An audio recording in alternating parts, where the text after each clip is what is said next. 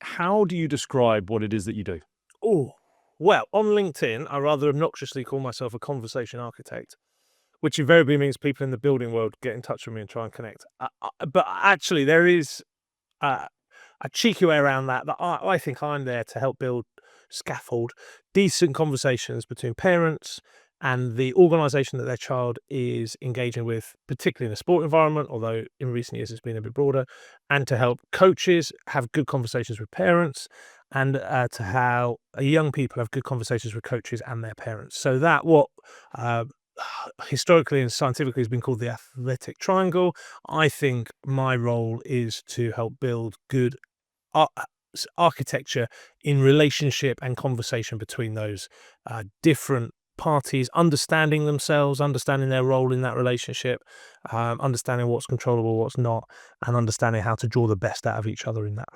It must be a little bit challenging given that parents don't really like to be told how to parent, but then there's also the dichotomy of parents wanting to know how to better parent.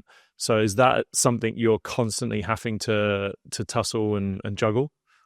Mate, we both have a love of dogs, and I have taken both the dogs that I've owned to puppy classes. And when you do puppy classes with people, you get to know the people in puppy classes. You get to hear that they've got teenagers. You get to hear about the challenges they're faced with their teenagers. And at these really expensive puppy classes, I might turn to these people and say, "Oh, do you know what? I know this parenting course, not mine. I wouldn't promote my own stuff, but this parenting book would be really helpful for you. Have you thought? I know this really good parenting course. It helped me with my teens." And then people go, "No, I don't need that." It's like, hang on, we're at a puppy class, you're investing in looking after your dog, great, big tick. You've just expressed an area of like unresolved, like curiosity, crisis, stress in your parenting life, and it's straight away, no, I'm not that kind of parent. I don't need that kind of parent. Um, I think we've kind of implied that some parents, there's a deficit if you need support in parenting. I think that for parents, their biggest joy, their biggest challenge, the thing that they're most full of pride for is their own kids. And then that means that, to suggest that there might be a better way forward can be received as deficit. That's not, I don't think that's true, by the way. I don't think upskilling yourself as a parent implies a deficit. I think it implies that this is a really dynamic relationship, and there's no manual. And why wouldn't I just spend a bit of time learning from people who've kind of walked that walk and worked out what works and what doesn't work for them. Um, I also think that in lots of areas of life, the parenting is put into that problem parent. So I kind of cheekily have a scorecard where parents can find out if they're that sports parent, because no parent wants to be that sports parent. The one that we all roll our eyes at when we're watching our kids play because we can hear the way they're shouting at their kid from the sideline. We see the way they're talking about officials, talking to the coach. And I think people think that it's that sport parent that the parenting stuff is for. It isn't. It's for parents who love their kids and in that emotional roller coaster of managing the support for their children want a bit of help to be the adults in the room, because they recognize that when their teenagers kicking off, it brings out all their teenager responses in them, and there must be a better way of resolving that. Yeah, I think my stance on this is that parents tend to have not done a lot of the emotional work on themselves, and then that ends up being the the reactions that they have through not having that emotional intelligence themselves. Those emotional reactions just get passed on to those kids. That's what they learn as emotional reactions. And then all that happens is you kind of end up having two teenagers, one being a fully grown adult, one actually being a teenager, having non-emotionally intelligent conversations and expectations of each other in how they deal with their problems. And I think for me, at the end of it, like, it just comes to parents. If you are willing to do that emotional work on yourself, the kids will ultimately follow suit. It's just habitual. Yeah, because you know, I'm talking about it. I talk about the work that I'm doing on myself in front of my kids, and my kids mimic that, take the mickey out of it, pull me up on it when I haven't got it quite right, and those are all really healthy responses, because it means that they've heard it, they're noticing it, they can see when I'm trying to do something. So one of the things we did with our kids, I read an article somewhere about a school that got kids to sit a teddy on their children, on the kids' bellies, and the kids kind of meditate watching the teddy rise and fall on their belly as they lay down. And this school had seen a real improvement in calmness and whatever. And so we restricted our kids. I mean, in some ways, this is kind of half torture for children, and no wonder it didn't work very well. But we restricted our kids to having sweetie time once a week. But before we do sweetie time, we'd do 5 minutes of meditation with the teddy on the belly. Now, my kids will still take the mickey out. Do you remember that time you turned us all into hippies, and we had to sit there with a teddy on our belly? And one of the kids would fart or get the giggles, and invariably, out of the 5 of us, it wouldn't work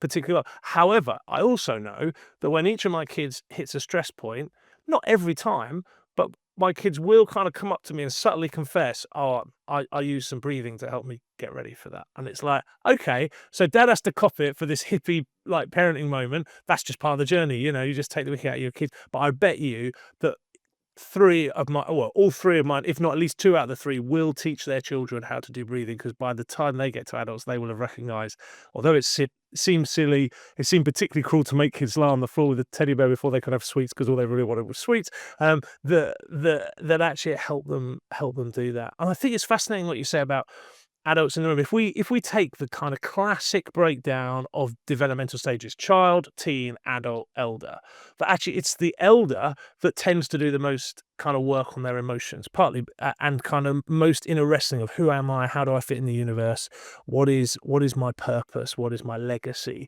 That is the kind of emotional maturity work that actually we want to kind of drag forward into parents, because in adult life you're busy providing, you're busy managing the mechanics of life, which child needs to be where for which club. If your child's involved in sport, you have got to be super micromanaging, and if you've got more than one child, you've got to micromanage everybody. When are we having tea? When are we getting homework done? Where is the kit that is required? Who's filling out the right forms? We're in that kind of adult providing, micromanaging stage. So we are, so by inviting parents to kind of do a bit of elder work, as it were, a bit earlier, actually just brings deeper maturity to the whole family. So it's not about catching up on a deficit. It's actually about getting ahead, because most adults won't do this work. So if you are prepared to kind of do some of the elder work in your kind of adult life when you are a parent, that's far more healthy. Because the reality is, Lewis, we become parents when we're not really ready to become parents. It's like our emotional maturity. I became a dad at 25. I'm 46 now, and I still think, flipping it, my poor kids, could they wait another 10 years to interact with me while I just do a little bit more work? And that's obviously not realistic. But so the parents should do that work, go through the healthy processes, and then if stuff arises that they might need a bit of therapy or a bit of extra support, do that work as well. They're far more likely to be helpful. And I talk about helping adults be the adult in the room, and how are we to be helpful, particularly because I think there are 4 conversations that sports parents are going to hear. And if you're not equipped to manage your emotions and have the skills to have the conversation through those 4 conversations, you will not help your child progress through them as much as you could have. Do you see differences in generational changes with parents right now? So as parents that are now coming through, so let's take a, 25, 26-year-old parent now in 2025, the difference in that person's psychology is going to be much different from when you were 25, right? It's because of the issues that we're facing in a societal level. Are you seeing any differences in how younger parents now are parenting comparative to what you saw maybe 15 years ago? Yeah, I think so. I mean, obviously, this is anecdotally. So, and I come with my own lenses and bias as we go through this. I think technology has changed education significantly, and it's changed the relationship between school and parents significantly. So, for example, a nursery now will send a parent, updates at lunchtime, how their child's getting on, photos of what the child's been up to during the day. I jokingly say, how many times they breathed during the morning or whatever. So that leads to a very information intense transaction. My own children, because they use their thumb to buy their lunches, I can see exactly what they bought for lunch every day. And part of me wants to say, I don't think that's healthy. I think my kids, so one of my kids has got major intolerance. It's not allergies, not going to die if they eat the wrong stuff, but they're an intolerance. They are playing Russian roulette with their belly if they eat certain food groups. Now, that's their choice. They're in their teen years. They should be able to experiment with that without mum and dad finding out. They should be able to risk a pan au chocolat, come home and go, I was really ill today, and then mum and dad go, well, how come? I don't know what I ate. We'll go, well, actually, I know exactly what you ate. You ate a pan au chocolat, then you followed up with pasta. It's that kind of. So I think that information is changing the psychology of parenting. That what already is quite an anxious time for parents anyways, meaning we want to be in control a lot more. The church that I work at, we run a preschool, brilliant preschool, and I noticed a kid last year. I thought they were wearing a watch. I was like, why is a 3-year-old wearing a watch? That's interesting. And it looked like an Apple Watch. I was like, flipping heck, a 3-year-old's got a better watch than me. There was a little bit of jealousy there. And then the staff were like, no, that's a tag. That's a tag on a wristband that only the parents can unlock and take off. So the parents drop the kids off at preschool. There's no way of the kid getting out of preschool because we have a very safe building, and yet parents are still tagging their kid while they're at preschool from a safety point of view. And there was no backstory that would suggest that they needed to be in any way anxious that their child might be kidnapped. So that's extreme. That's extreme. However, I think, Lewis, as that filters in, that means that parents are just getting, I think, too much information from some parts of their child's network, infrastructure, whether it be school, sports clubs, and not enough from elsewhere. So the classic is, and you'll see this in your work, but when a child gets to 16, 17, 18, the parent isn't being given all the information about the child that they had hoped that they would receive. I often think institutions play we want to make kids independent. I don't think that's true. I think they want to make kids subservient to the institution. But so I think there could be something, there could be a bit of better crossover there. But the reality is that parents are going to come to an age where they're going to get less. And so one of the main things I'm coaching parents from as early as kids can is get your kids to be having the conversation with the institution first. If it's a safeguarding issue, obviously you get on a report safeguarding straight away. We're not messing around with safeguarding. But let's assume most of the issues, 99.9% of the issues, are not safeguarding issues. And if it's why didn't I make that team? Why haven't I made that sports club? Why haven't I been put in that set? How come I'm not getting on with that friend? It's upskilling the kids from as early as possible to have the conversation with the teacher. And even if the child's not old enough to have that conversation, it's practicing. Oh, you're really sad that you and Jenny aren't getting on. And you'd like me to talk to the teacher. Okay, what might I say to the teacher about that? How might you have said it if you'd done it? So it's just getting the kid, even if the kid goes to that point, I don't know. Okay, well, think about it. So it's just starting to get them used to straight away. Actually, there's going to be a point really soon that you are going to have this conversation. And make that backfires. My son, when he was in sixth form,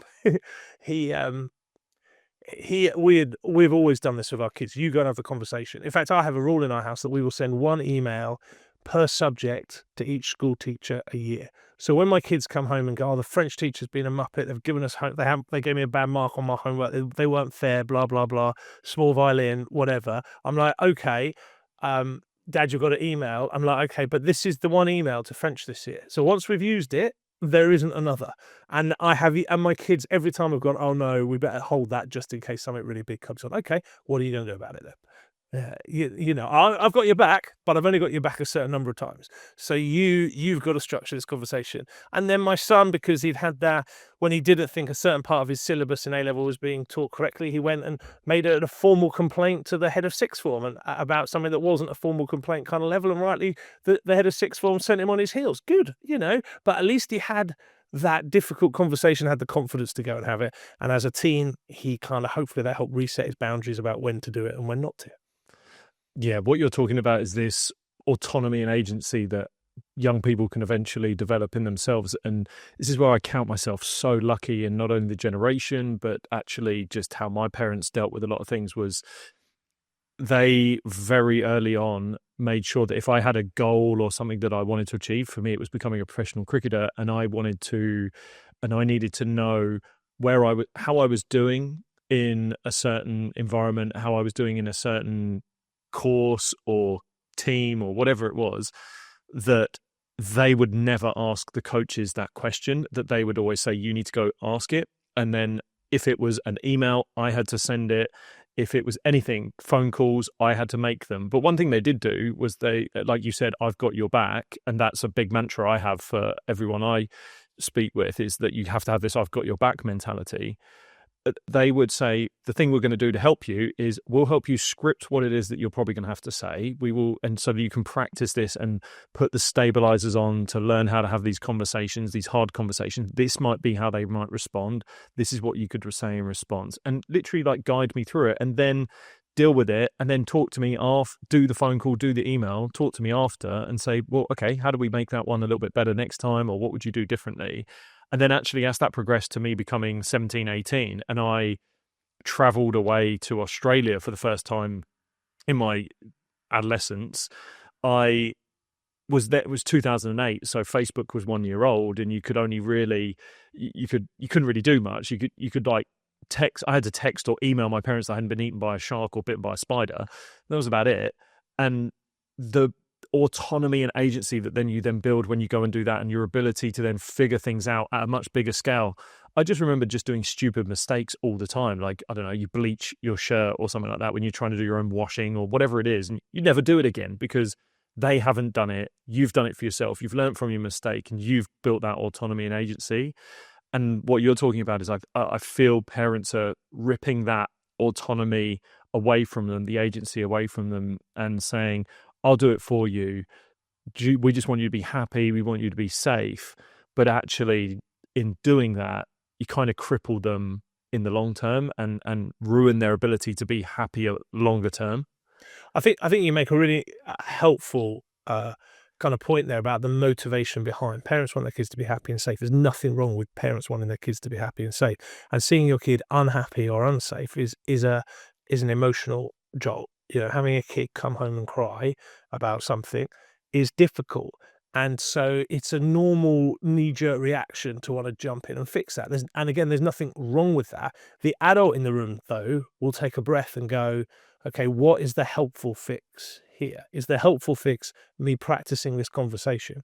Is the helpful fix me just giving my kid a hug and letting them just rant and rage about the ref, even though I'm not very happy about the way they're speaking about the ref? But I know that they're so pet up, giving them a lecture now about values about the officials is not going to help. And when they're calm, then we can have a conversation about like the way they spoke to the officials, not justifying poor behaviour, but working through a process. Or is part of that scaffolding saying, well, who do you feel safe to go and speak to? So I love what your parents did. That's what we did similarly with our kids around scaffolding conversations. And one of the other things we do that I really like the fact that we do is we say, who's the safest person to go and speak to in that organisation? Who is the safest person at school? And my kids might go, well, sorry, any French teachers out there, but my kids might go, but the art teacher's my favourite teacher, but this is a French thing, Dad. Okay, well, look, just trust me.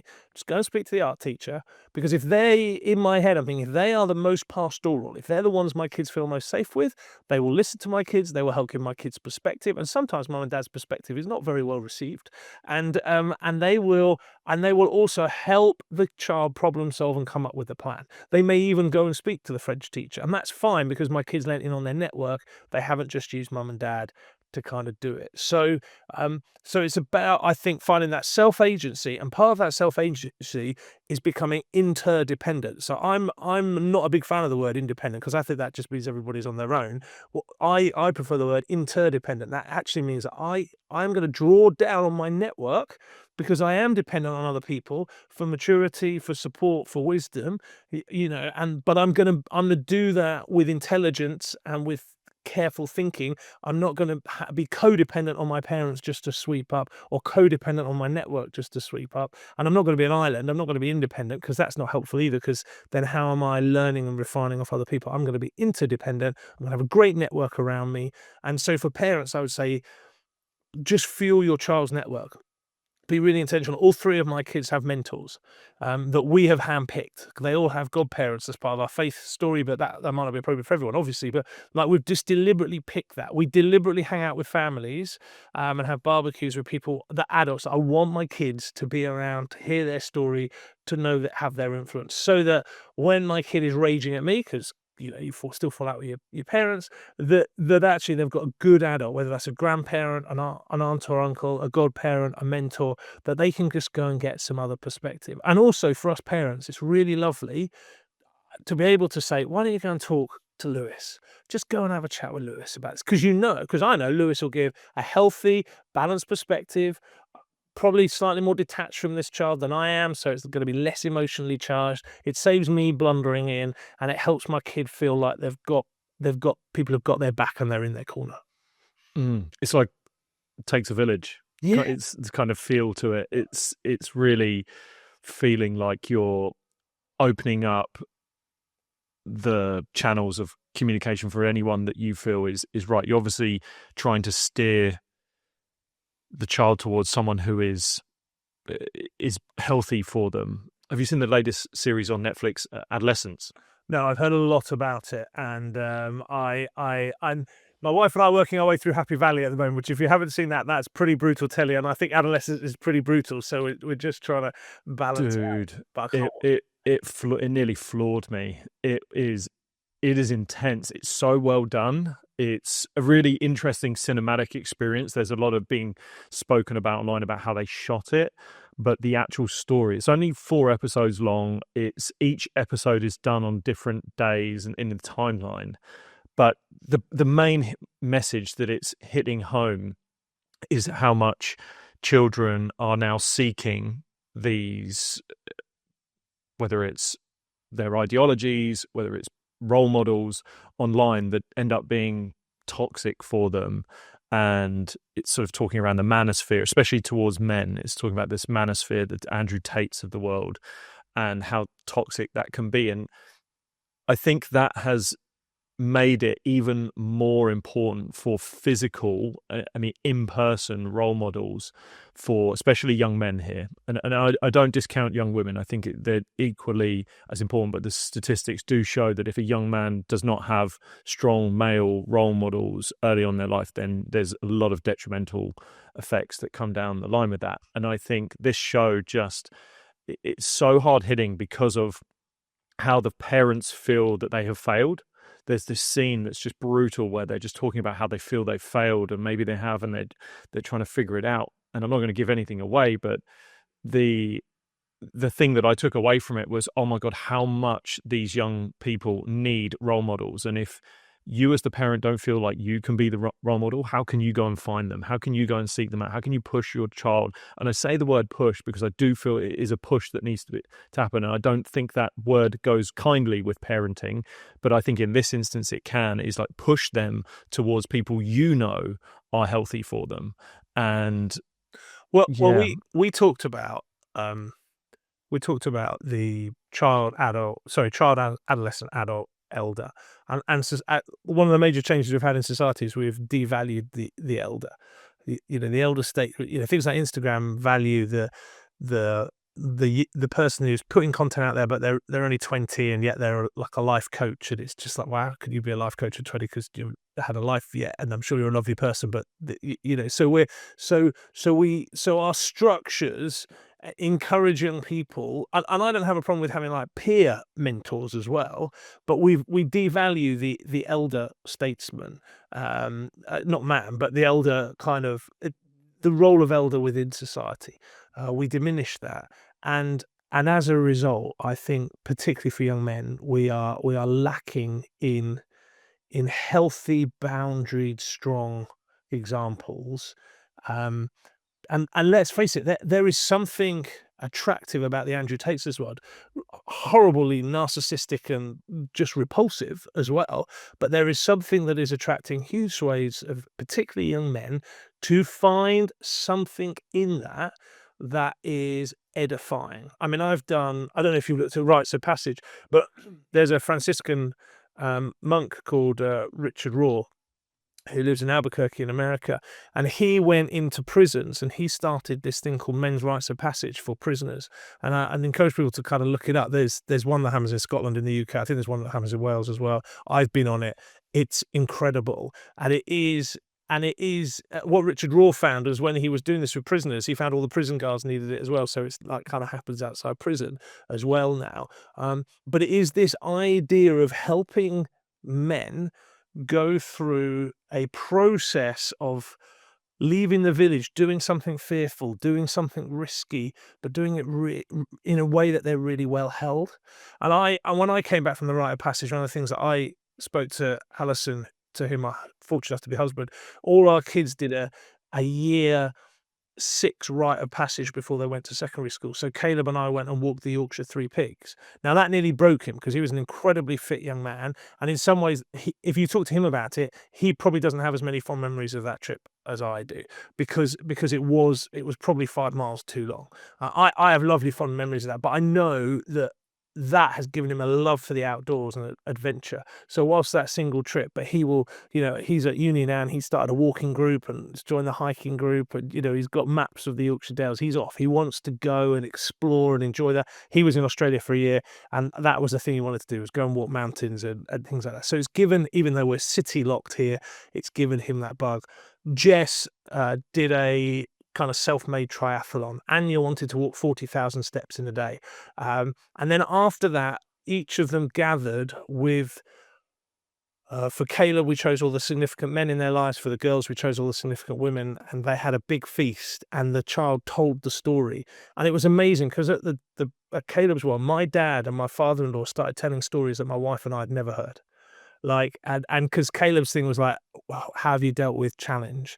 And listening to my father-in-law and my dad tell stories that we had never known before, talking to them, share about challenge, was just so beautiful and so enriching for that kind of completing that circle. So I think that just being really intentional, yes, I think you've got to be really intentional, because Facebook, Instagram, well, not Facebook for kids anymore. Gosh, that ages me, doesn't it? Instagram, Snapchat, those influencers are being super intentional about how they're chasing your kids. So you need to be super intentional. And Kayla went through a time of listening to Andrew Tate. It was really interesting because we kind of listened to it together, and then I was able to ask some questions, and thankfully within a month or so he was like, this isn't very good, is it? It's like, no, there's stuff here that's just super uncool. And we were able to have a kind of healthy conversation about that. But I do think there is something out there. And so I would encourage parents kind of on this line, boys or girls, follow your child's superheroes with them, like especially within sport.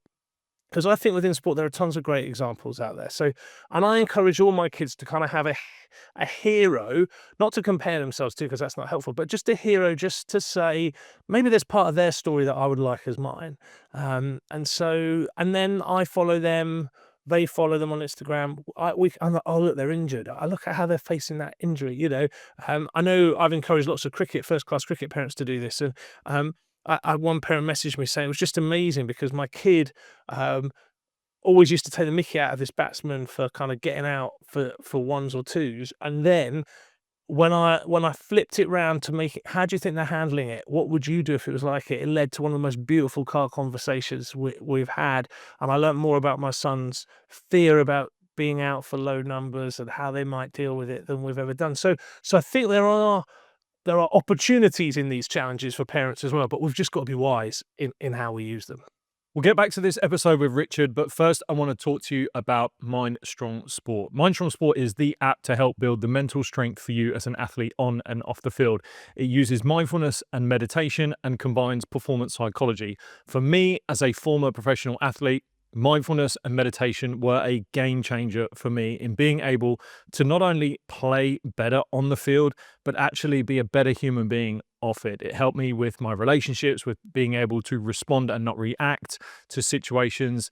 And we have created the Mind Strong Sport app so that you as an athlete can start to get started right away. It will help you not only deal with high pressure situations, focus, but also anything that is to deal with sport off the field as well.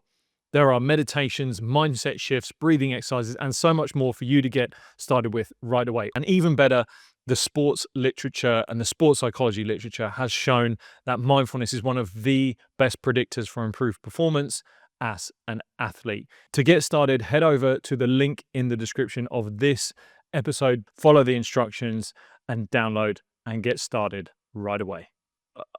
I don't know where better to find in-person role models in my life than having been in sport. For me, I was spent a lot of time around older people within sports teams, and I just think there's such healthy elements to that. There are, of course, costs that come with it, because when you do put yourself in older aged rooms as a young adolescent, then there are people that don't know how to handle that. But I think for me, whilst there are costs to it, the benefits outweigh it. And I just see more often than not, in my experience, and again, totally anecdotal, is that young people now present a version of themselves that seems older, but then they're actually younger and immature in their experiences. So it's kind of like, I know the information and I know everything about this thing, and I feel I'm knowledgeable and I'm going to present this confidence to you. But then internally and just ultimately through timeline and experience, they don't have that. And there is no better way to start building that by actually being in the rooms that kind of prove that you are of the maturity level. And so I have always been and have felt that I've had maturity above my years for most of my life. And I think that's down to the fact that I was in a first team men's environment from the age of 14. And I'm very fortunate to have people in there that, were they perfect? Absolutely not. People doing drugs on the weekends, going out partying, being boisterous, all this sort of stuff. But you very quickly learn who you wanted to be like and who you didn't want to be like. And while there was a lot of peer pressure that could have been around, I had these sort of bigger role models outside of those environments that I was like, while I'm learning how to be a man and how to be an older guy, this is sort of who I want to be like. And these were sort of pin-up people that I was admiring and revering for what they were achieving. And I feel like young people are just trying to present a version of themselves that they don't kind of truly believe they are right now. Well, yes. I mean, I don't want to blame social media for everything, but I think our ability to access 24-hour news cycle means that we all have far more information about everything than we ever would have done. You know, in 30 years ago, whilst the conflicts that happen in the world are just diabolical and awful, and obviously you hope for peace and you hope for peacemakers, the reality is it would have been page 3 on a newspaper and 2-minute clip on the 9 o'clock news. Now it's just constant drip, drip, drip, drip. My kids are like, "Oh, we're about to have World War III." It's like, as a 14-year-old, I would have been totally oblivious to any of that information unless I'd sat down and watched the news. And I think I don't think we're necessarily designed to have all this information kind of coming in. 300 years ago, you'd have only really known what was going on in the next door town, and anybody from the city 2 down, well, they were almost aliens and strangers, and you might have heard. Now, I'm not saying that means we should go back to that age at all, but I'm just saying, like, it just means that we are oversaturated with information, which, like you say, helps us appear older than we are. I think about what I knew at 18 compared to what my children know at 18, compared to what my nieces and nephews now know at 9 or 10. And there is a sense of, like, slightly robbed childhood in some ways. And there's a gap between what they can emotionally handle and what they're learning. And so I think you're totally right. Having adults and being able to kind of lean in on that. And that's what I loved about the Grassroots Rugby Club and my son took part in. And we talked about elders, so we might as well mention again, the old boys sitting at the end of the bar who've got their own pint glasses, and their behavior might not always be perfect, and yet they're the storytellers, they're the gatekeepers to the kind of institutional way of doing things. They're the ones that everybody looked out for if they'd had too many beers, but they're also the ones who would look out for the youngsters as well at the end of the night. And that's why I think, like, grassroots sport offers kids so much of a great breeding ground. And then my daughter was a gymnast for a while, or the youngest daughter, and she was part of a an acro team, which is a former front row forward, was all just wizardry and mysticism to me, but it was amazing. But two teenagers were basically throwing my daughter around for 3 hours, 3 nights a week, and then in competition. But because it was horizontal, because she was hanging out with teenagers right from a young age, and they were good role. They weren't perfect, but they were good role models, and they looked after each other.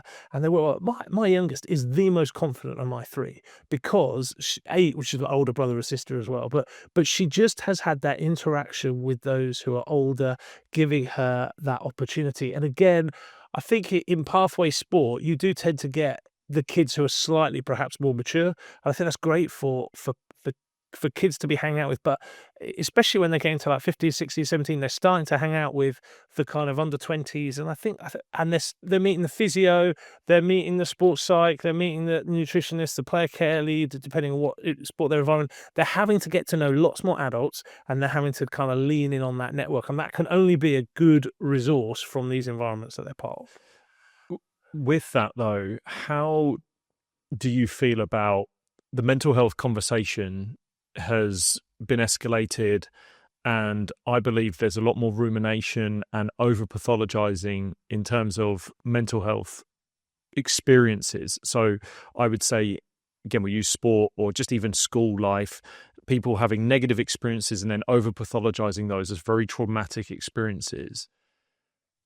How do we balance putting kids into these bigger, harsher environments that we ultimately know will help them grow as adolescents and as adults, but then when they're faced with undoubtedly something that is not going to be perfect or going to be safe or going to be a happy experience for them, to then when they come home not ruminate on it, not think, oh, this person doesn't like me and I'm forever a loser, and then they start to tell themselves a narrative of that experience, and then that can shift into them being a personality or just their identity.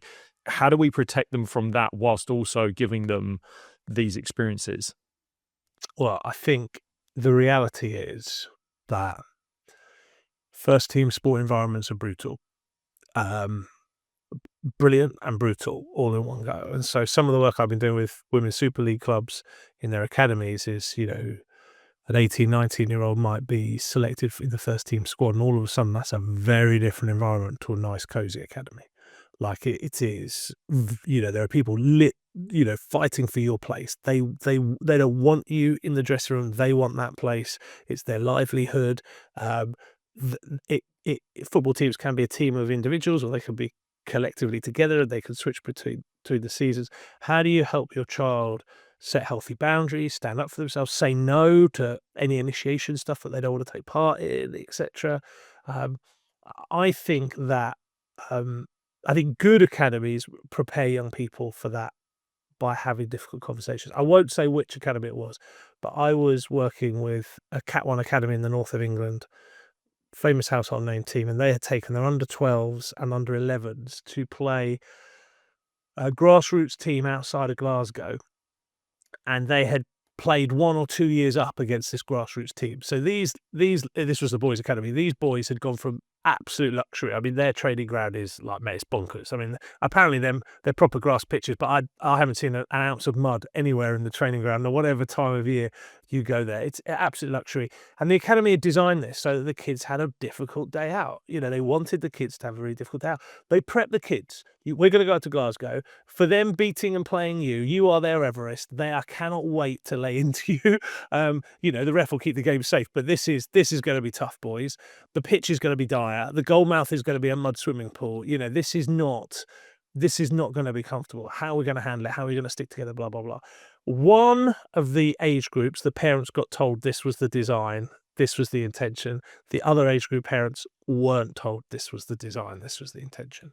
And so I coincidentally went up a week afterwards, and they were like, we're so glad you're here, because we didn't warn the parents we were about to give their kids a difficult experience, and the parents are rebelling against us for how we have treated their child. Now, those who were prepared understood it and were able to deal with it, and those who weren't prepared. So I think there's obviously a lesson in there in how you communicate. However, I think like for those parents, like, gosh, your kids only went to Glasgow and lost a game of football and had a bad experience. So why are you rebelling? What's going on? And I think it's linked into exactly what you just said about that that sense of, right, my child had a bump and I must remove that bump and I must make sure the club never put that bump in the way again. But, they could be if they make it to be a Premiership footballer, which is so unlikely, but if they make it, they could land up in the third round of the FA Cup against like a Championship side whose football pitch is in exactly the same state in that time of year. So I think for parents, it's firstly looking back over your own life and going, which bumps do I wish I didn't have? And there probably are some, I wish I didn't have that maths teacher. I wish I hadn't gone out with that person. Okay, fair enough. And then ask yourself, what did I learn from it? What did I learn from that bump that has made me the better adult now? And then remind yourself that if your kids don't have bumps now, when are they going to have bumps? Because if they start having bumps at 20 and they haven't flexed that emotional vocabulary resilience, then by starting that at 20, that's a really dangerous time to start flexing that kind of resilience. And I think your question about kind of over pathologizing, yeah. So one of the things I mainly get emailed about, Rich, I need your help. My child's just been dropped, or they're injured, they're out for 6 months, they're really upset. What do I do? Let them be upset. It's absolutely fine. It's absolutely fine. And one of the things I really enjoyed when I went on the UK's mental health first aid training course was actually how they tried to make it really clear and I would encourage parents, because there is like a light version you can do it. Go on the UK's mental health, because they really encourage people to understand that mental fluctuations in mental health is normal. And if your child is in a high performance environment, those fluctuations are going to be accentuated probably a little bit more. But it's still within the realm of normal. A kid being upset, sat in their room for 2 nights, crying their eyes out, doesn't mean they're depressed, doesn't mean they've got mental health problems, just means they're gutted, and they're allowed to be gutted, and they're allowed to sit in their room and cry their eyes out. If they're still there 2 weeks later, then maybe we need to start thinking about a GP appointment. Maybe we need to start thinking about interventions. That is when it kind of tips into that. But and I suppose it's a bit like when the kids are younger, and they come home and say, I was bullied today. What do you mean you were bullied today? Oh, this kid I've never seen before or whatever pushed me over in the corridor. No, that kid was really nasty to you, but that's not bullying. Bullying is an intentional, repetitive campaign of nastiness. You were not bullied. Some kid was a muppet. Now, that I'm not justifying that muppet behavior, but it's like actually just putting it into perspective rather than jumping into that deep end. And I think that's the same with the mental health stuff. I've had my own children come home and go, oh, I think I'm depressed, or I think I've got ADHD, or I think. Now, I would have no problem with them if they had those things, by the way. But from what they were reporting, they were just reporting a fluctuation in mental health, which is normal.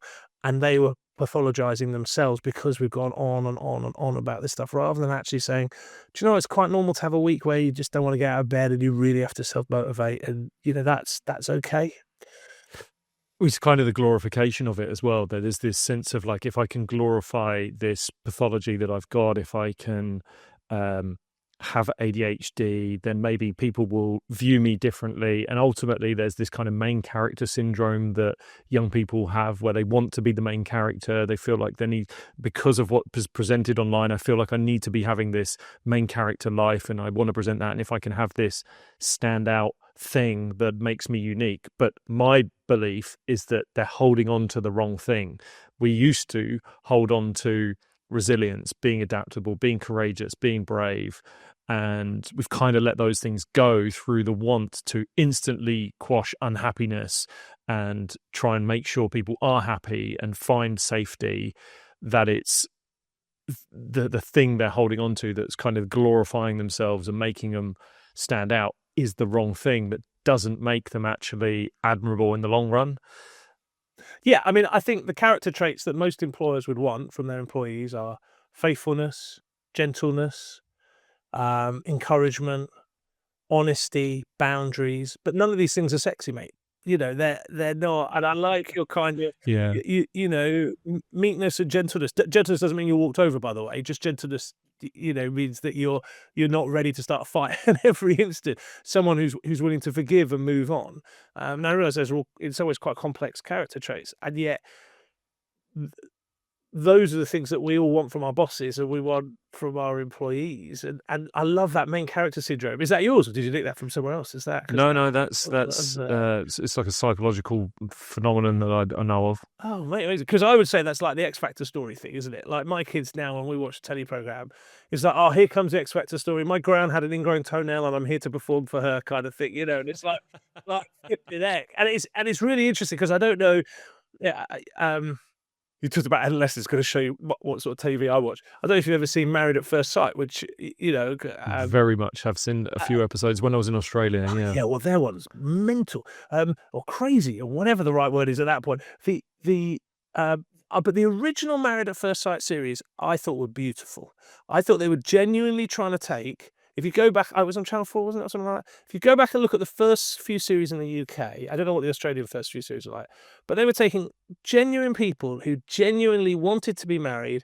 They tried to genuinely match them, and they tried to make it a but that wasn't sexy telly. So they then took people who were deeply wounded and not ready to be married, but made great TV. And my wife and I stopped watching it. I haven't seen any of the Australian ones because it just felt like they were setting people up to fail by seeking this main character syndrome, this kind of X Factor story, but it meant that those people didn't function well enough to be in long-term healthy, let alone married at first sight, which is like quite a high pressure thing to do. And those original series, while only a few couples from those originally series stayed together, there was a lovely gentleness about the experiment, about trying to genuinely help people who were well-rounded and balanced. But like you say, those people didn't want to be the center of the story. They just wanted to fall in love.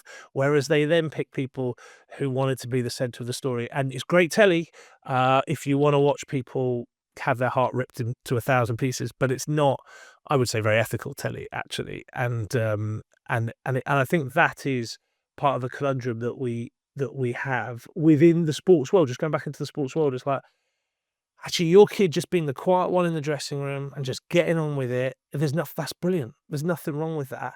And one of the conversations, I said there were 4. One of the conversations I think all parents need to be ready for is, I want to stop. Every kid is going to have that point in the season where they say, I've had enough of this.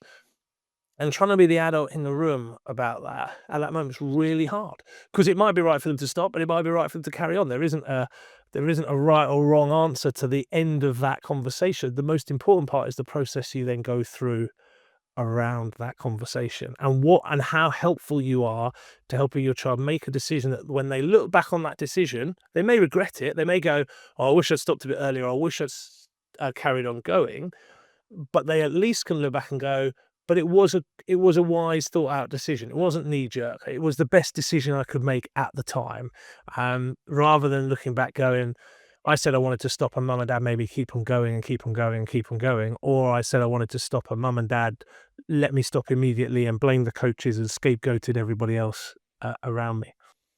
I think there's a lot of what you're saying there is how the parents' motivation can kind of overtake the kids' motivation for staying in something or even doing something for the very beginning. Are you seeing that? What is your advice to parents when you see them having high motivation for their kids to be engaged in, whether it's a sport, higher performance activity, when it looks like the parent is the one driving it more than the kid? So I think the key to what you're saying there is when it looks like it's the parent driving it more than the kid. I think, but I understand what is at stake in my children's GCSEs, A-levels and university more than they do, because I've lived life. I've seen loads of people go through it. So I am at times more motivated than they are for them to succeed, for them to revise, for them to take part. The challenge is how that motivation then impacts my behavior.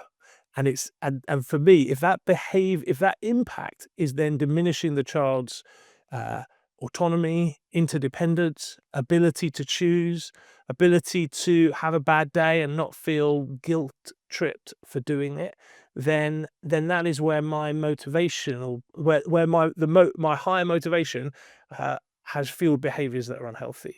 Because I think within the sports world, this is one of the kind of caricatures of sports parents that I would like to challenge quite hard. Is I think it's okay for parents to want it more than their kids at times, because we're adults, we understand it more. It's not okay for my behaviors to be motivated by wanting it more to be unhelpful and toxic. Okay. So, for example, again, that conversation about I want to stop, if I'm like, no, you're going to be world champion, you've got to keep going. How can you let me down? I've poured so much into you, guilt tripping, shaming, unhelpful. Okay. At that point, of course, I'm gutted. I'm going to ring my mate. They want to stop. I can't bloody believe it. Little sod. I've put so much time and effort into. That's where you lean on your network. That's where you have that phone call with your best mate to go, I'm gutted. I am absolutely gutted. And I'm a little bit cross, to be honest with you. And those are all very fine emotions if your child wants to stop something that you think they're going. But when you're with your child, like, okay, you want to stop. Let's think. Do you mind if I make a suggestion? Can we not make a decision now? What do you think would be a healthy? This is a big decision, so let's not make it quickly. What do you think is a healthy decision making? You've made a commitment. So we talked about Anya doing her gymnastics. Gymnastics wasn't cheap, and so you paid for 3 months at a time. You paid for a third of the year at a time. You paid up front for the whole time to British Gymnastics and to the club, who were brilliant, by the way. But Anya would always have a dip in the middle. Well, not always, but in the last couple of years, she'd have a dip in the middle month going, I want to stop. She'd come home crying a couple of times. And we were like, you can stop. If that's your decision, you can stop. However, we've made this commitment, so we fulfill this commitment. So we finished this. Now, I'm not saying that was right, by the way, Lewis. I'm just saying that was our value system. But every time that we got back to paying again, we would honour that and go to her and say, you wanted to stop. We're about to pay. What are you thinking? No, I love it. I want to carry on. So the poor girl's desire to stop and us paying were out of sync. And then eventually that synced up. And my wife and I were like, we're gutted because of the community. The coaches were amazing. Her physical literacy is brilliant. She really enjoys it. But it is time to accept the fact that us paying has synced up. That's not a knee-jerk decision.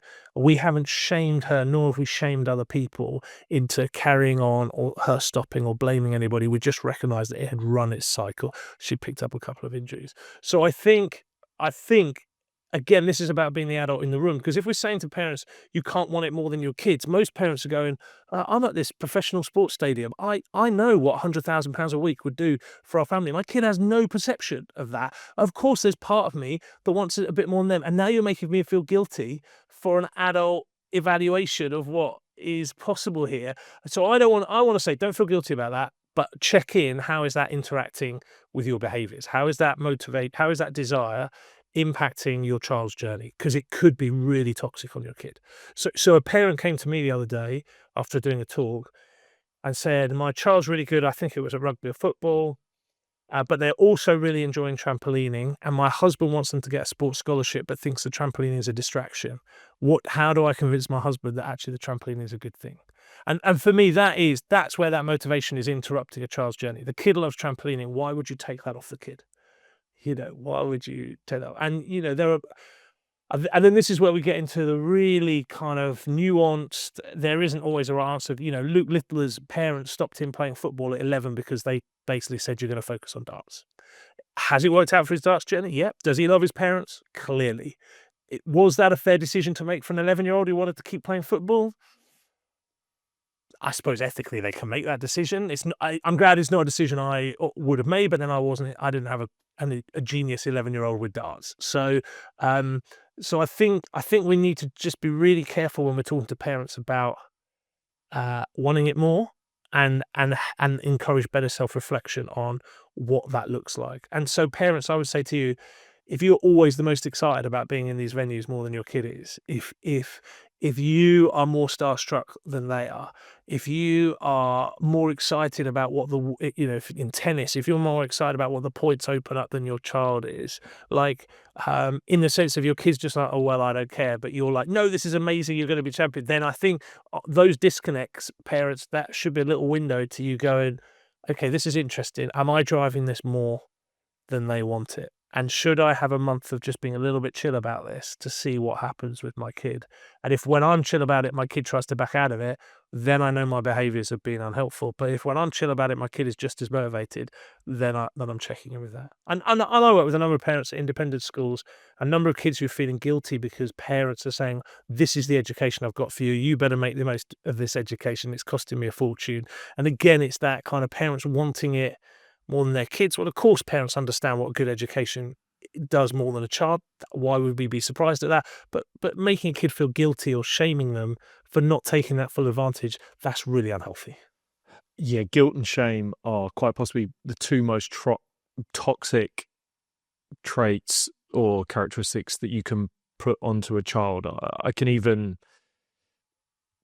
just think of conversations that I've had with my parents where they've probably made me feel that in the past, and it just is the most horrible feeling. And you don't take it in at the time, and they don't mean to do it. That's probably the most important thing. Sometimes they don't even mean to do it. There's no malice, there's no intention behind what they're doing. They just kind of do it, and the downstream effects of that can be quite dire. The one thing that so my research at the moment in my master's is in perfectionism in team environments, and especially with head coaches. So I'm looking at whether an athlete perceives their head coach to be perfectionistic and the team environment, and whether that then increases their chances of fear of failure or decreases their agency and performance. Ultimately, I'm asking, do they want me to be perfect? And if they do want me to be perfect, then do I fear failure more and now feel less of an agent of my actions, and I'm actually performing in a way they want me to rather than how I want to? But when I was testing out my research, because it's only done in team sports, I was working with some individual athletes, and I just wanted them to test the questionnaire out to see if all the buttons were working, everything was right. But I wanted to do it just to dig a little bit deeper into some of the relationships. Now, this was tennis, and the only two people in the team are the parent, the dad, and the tennis coach. And so I asked them to fill out the research, and I looked at the results, and all of the fear of failure markers flared up only when the team was involved. But when the coach was only involved, all of those went away, and they felt like they were an agent of their actions. Ultimately, it was saying that when dad is around, I feel like the fear of failure is increased. I no longer feel like I can play the way I want to. And that was such a real insight into what that person was experiencing. And so from our conversation here, there are times when the parent might want it more. The parent knows the kid has potential, but they in themselves end up being the barrier to unlocking that potential in that kid. And so I don't know what you have seen in your work, and how can parents get out of the way of their own kids while also being around to allow them to perform? Well, I think part of the challenge is that attachment in parenting runs really, really deep. And the desire to please your parents and be connected to your parents is profoundly deep. And I got into parenting work, because I delivered parenting courses. Well, I was a youth worker first, then I delivered parenting courses at the sharp and ugly end of safeguarding.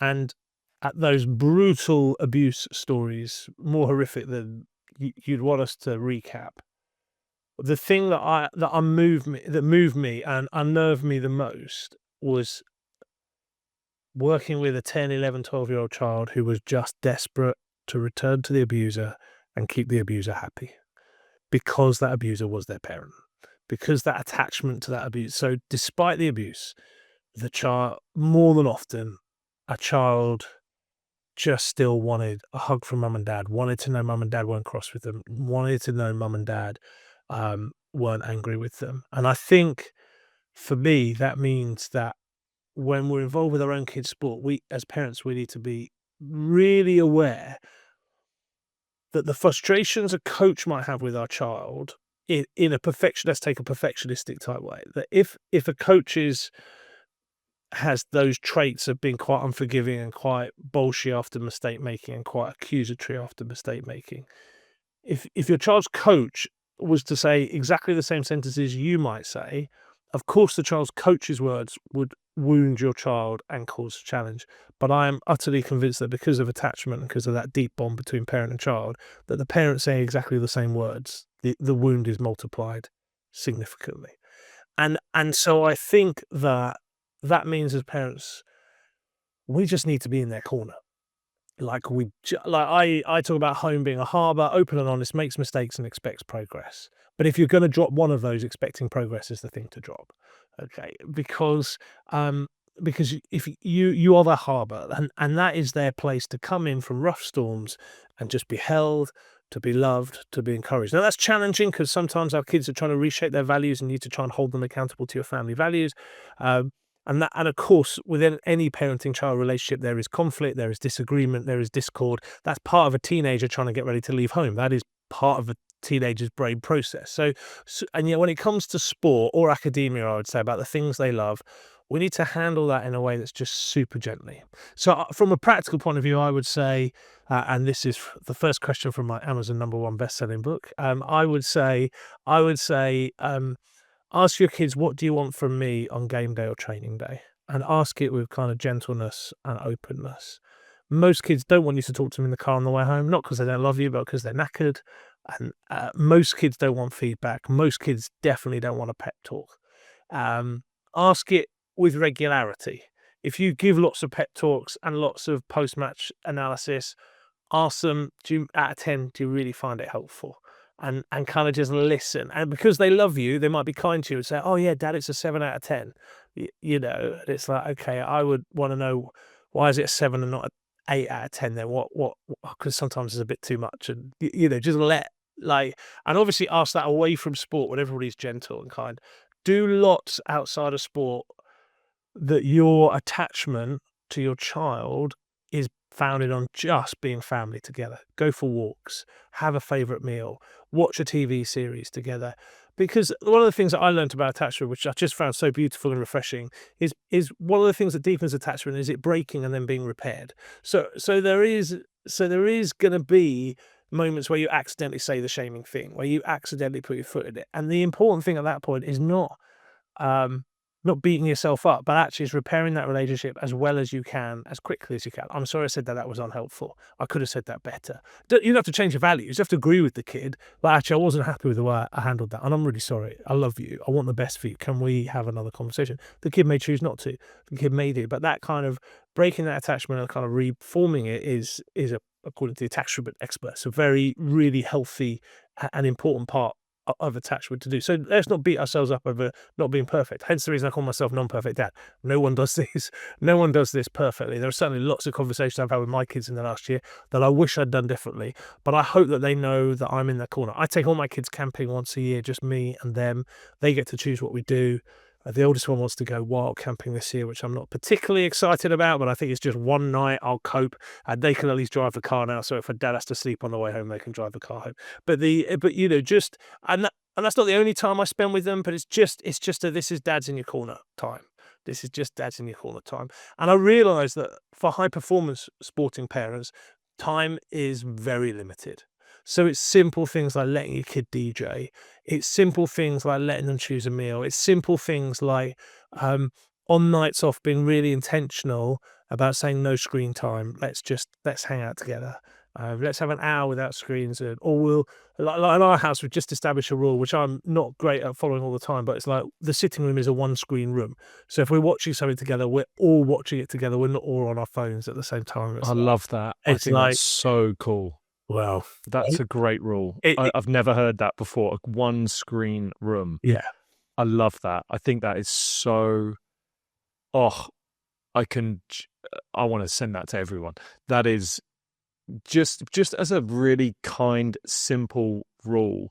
It doesn't sound like totalitarian. It is just, this is a room for only one screen. If we're going to, there's nothing worse than watching a film with people that you want to enjoy it, and then suddenly you look over and someone's scrolling through TikTok or Instagram, or do you know what I mean, messaging someone. It just, for me, kills the connection. It's one thing I've really struggle and don't enjoy. And if I have to go, for example, if I have to go on my phone, or if I know I'm going to be working, I just don't go in the room where that film is on, or I don't start that intention to want to be in that room. Do you know what I mean? So I love that, mate. I love that. Well, we I'm not perfect at it. I'm the worst, because I see an actor, I'm like, oh, what else have they been in? And I want to kind of go and look at it. But it's, yeah, because, and that started at uni when I'm with my housemates well before any of us had mobile phones and could surf the internet. Whenever an actor came up, we'd play the game of who could name as many things that they'd been in. So it's like a game that sits in my head. But the and we also have, this is a little bit more draconian, we have no screen Saturday as well.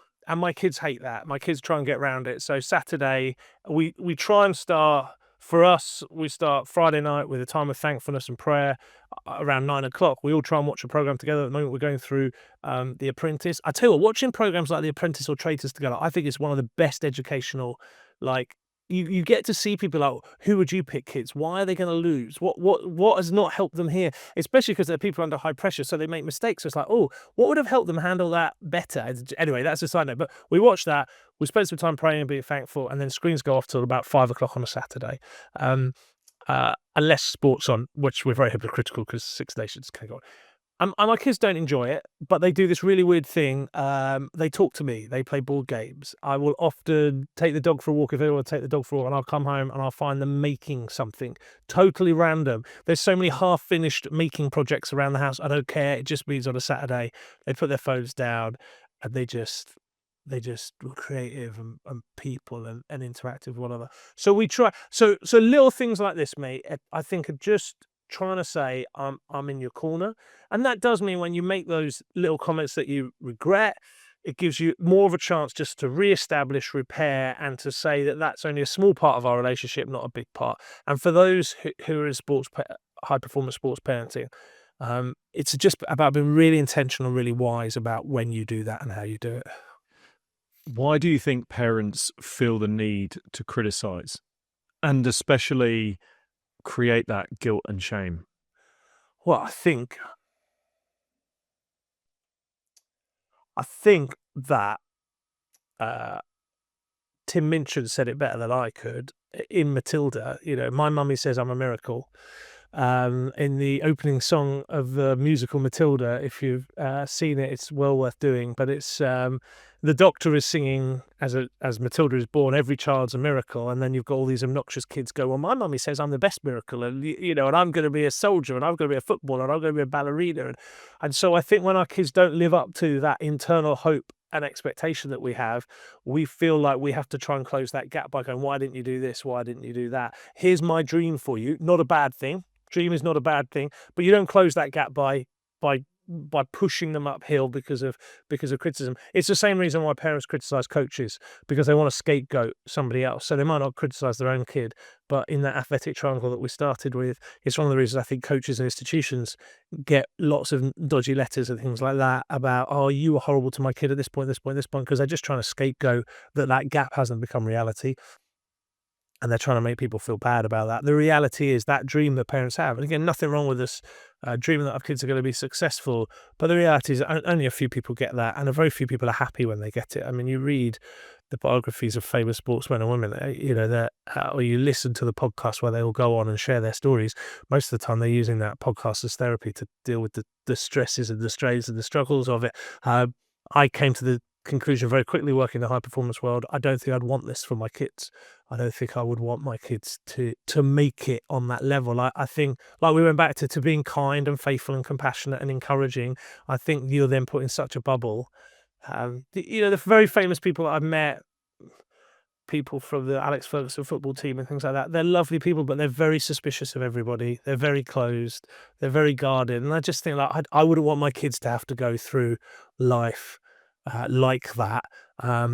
And maybe that's an unreasonable judgment. It is my value judgment that I recognise that that's a different perspective. So there's nothing wrong with seeing, oh, my kid could be this, but I think it's losing sight of that, and it's like that, my kid could be this, and then the criticism tries to fill that gap, and that's just super unhelpful.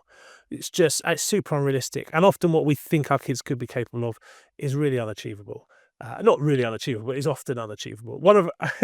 I do some work in a local primary school, and one of the things we do with the kids is we take them out to do random acts of kindness. So they take fruit and sweets to give out to people on the streets. And it's brilliant because to start off with, hardly any of the kids want to have the courage to go up to a stranger, and I see it as an opportunity of confidence, approaching people, communication skills. We go in and we practice looking someone in the eye and walking up and saying slowly, "Would you like a sweet?" and dealing with the rejection. And the teachers say to me, "Oh, it's awful that people say no." I was like, "No, it's brilliant. Kids need to know that sometimes your kindness rejected, and this is a great, like, no, it's not awful, it's brilliant. But one of the things we've adapted it to is also the kids write little notes of encouragement. And one of the things that I had to stop the kids from doing is writing, "Oh, you can be anything you want to be." And it's like that seems to be one of the mantras of you could just believe it and it'll come true, and you could be anything you want to be. Actually, you can't be anything you want to be. You know, there are certain DNA, mental location, resources that restrict you from being able to be what you want to be. And I think there are parents who still dream that their kids are all going to go to Oxbridge and win certain titles and things like that. Your kids can have a wonderful life, and the likelihood is it will be without any of those things. I think there's also the danger of parents seeing how other elite parents or the parents of people who have made it in the world have done what they've done, and they take from those stories. The one I always think of is someone like Earl Woods, Tiger Woods' dad, and you think about what he had. I don't know if you knew this, but Earl Woods had a safe word for Tiger Woods. It was called the E word, and he said, "Tiger, whenever it gets too much, whenever I push you hard," because he was known for pushing Tiger Woods really hard. He would do a lot of things to throw him off and to stress him and to put him into high pressure situations, and that would almost look dangerous parenting in some ways. But he said, if at any moment, if any of that becomes too much, you say the E word. And Tiger Woods never said it once in his career, and the word was enough. And I always thought that was interesting. But what you were alluding to was, you then look at what Tiger Woods went through, and then you now look at him and you go, he's one of the greatest golfers to have ever played the game. He is Tiger Woods, but an incredibly broken human being.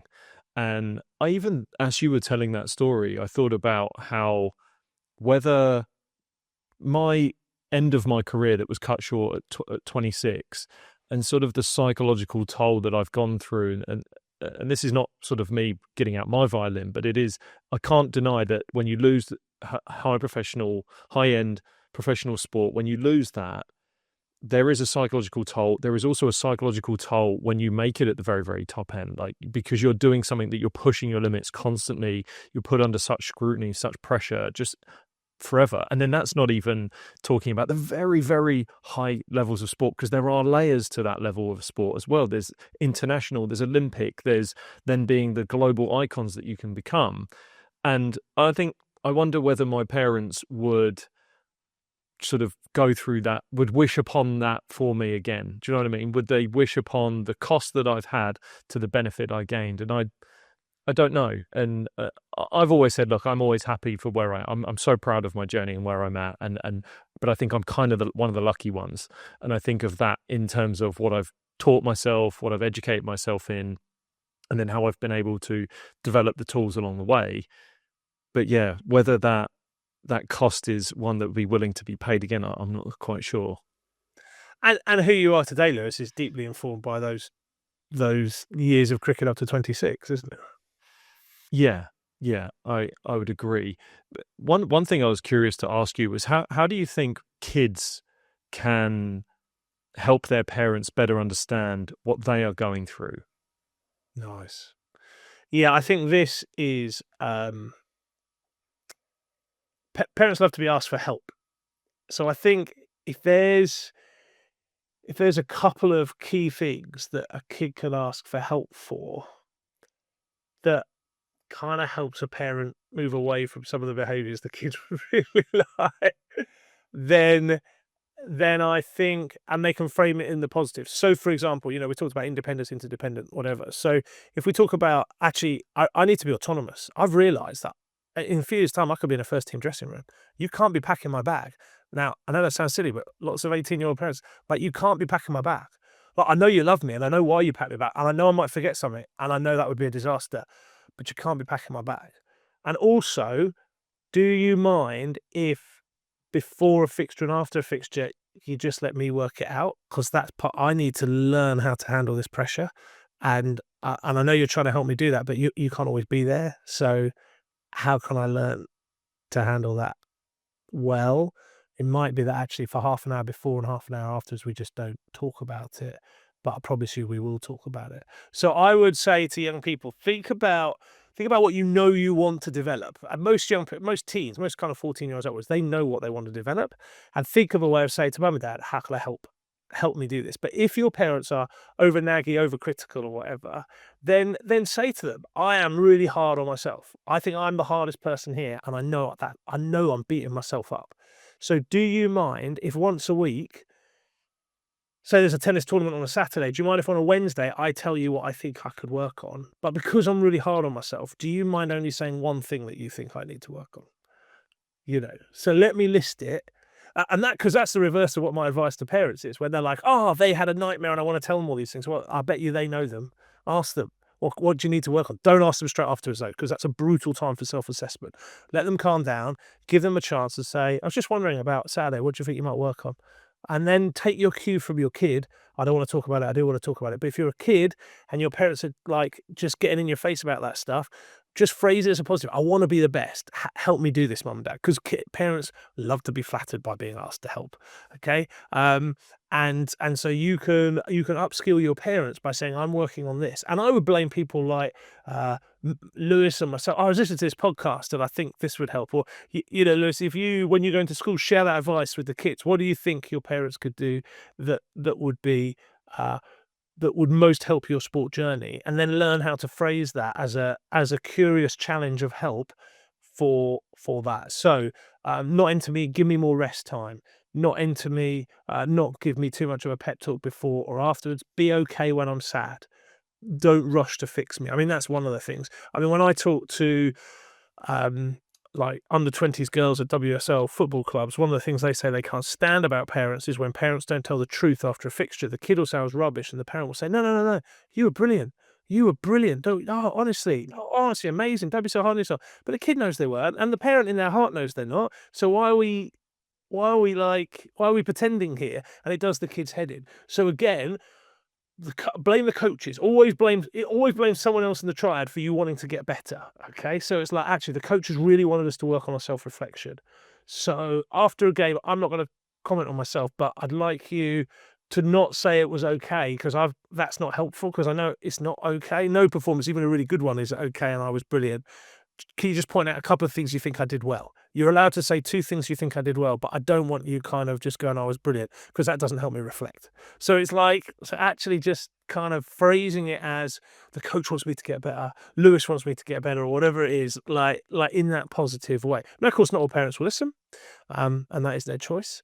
But I think parents like to be included and like to feel part of the team, especially because they recognize as teenagers they're slowly losing you from being that child that just hung off every word that they would say. And I think for parents, that's the massive challenge, is you can be that really dictatorial parent when a child is under 12, because they'll still love you and lap it up. When your child becomes a teenager, that's when we hemorrhage kids from sport, and that's when kids start to rebel against that, and they'll either keep trying to be good and please you, or they will rebel, and that's where we lose kids. So that's an earlier age parents to start being really mindful about letting off the pressure. But kids, if your parents are giving you that pressure, set them a challenge, because they want to be involved, they want to be useful, they want to help you succeed.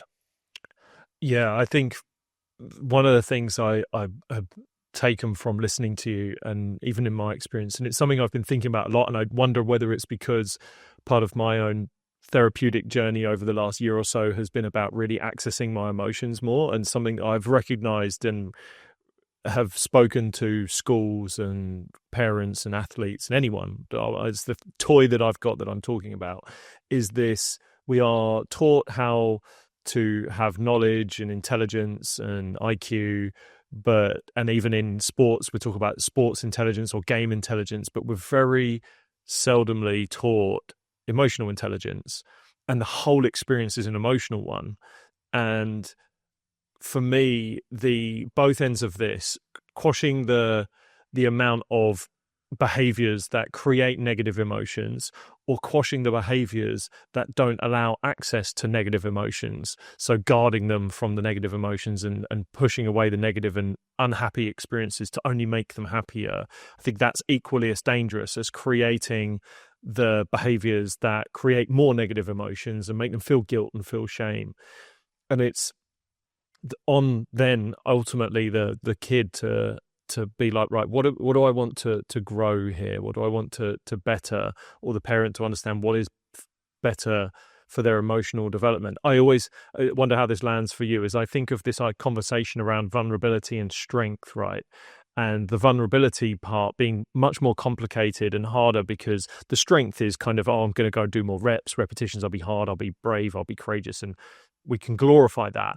But the glorification of vulnerability becomes difficult, but so important, because the way I see it is having this emotional toolkit and arsenal that you have had experiences and you have had tough moments where you've felt sadness, you felt anxiety, and then you've used that, built the strength to then, when you face it again, I've been here before, I can do it again. But if I'm rid of that experience, if I'm have that anxiety taken away from me to only seek happiness and comfort, then I'm actually weaker. I'm actually a less strong individual and a less mentally strong individual, because I don't have access to that vulnerability, and I don't have access to know how to process, maybe even identify what that emotion is, then process it, and then manage it moving forward, which for me is that management of emotions. If you can be a young athlete right now and you can learn the ability to identify, process, and manage your emotions, that is a skill set and weapon that will make you an outlier amongst everyone else, because I think it's something that everyone else is struggling with and we're all struggling with. But if you can harness that, that is something that will make you stand out. Yeah, there's a Australian psychologist, his name's gone, Jonah Oliver, I think it is. I don't know if you've come across him. He's well worth checking out. He was on another podcast recently. I heard him talking about, like, those anxieties, those stresses, those challenges are part of the entrance ticket to sport. Like, they're not going to go away. So being able to kind of take action and recognize them is a really healthy thing. Again, for me, this is where these character traits, maybe I need to write a book on this, but like, I think the character trait of humility is underrated. So I see humility not as thinking less of yourself, but humility is thinking healthily of yourself. So I'm not this amazing person, but nor am I a worm. That like my experience. So in humility, I have just faced a difficult challenge, but I faced that before and I was okay. So humility is the right sizing of yourself in your universe. And so actually the humility to be able to give self-praise and to say, actually, I've done this before and I was okay. And I'm now going to go into a tournament that's where I haven't been before. But last time I stepped up, I did okay. It's scary. I'm nervous. That's a big jump. And I don't know what faces me. And so I'm in humility, I'm recognizing that there is a threat there that I haven't completely faced. And also in humility, I'm recognizing that I faced a similar threat when I stepped up the last time on the ladder of the run.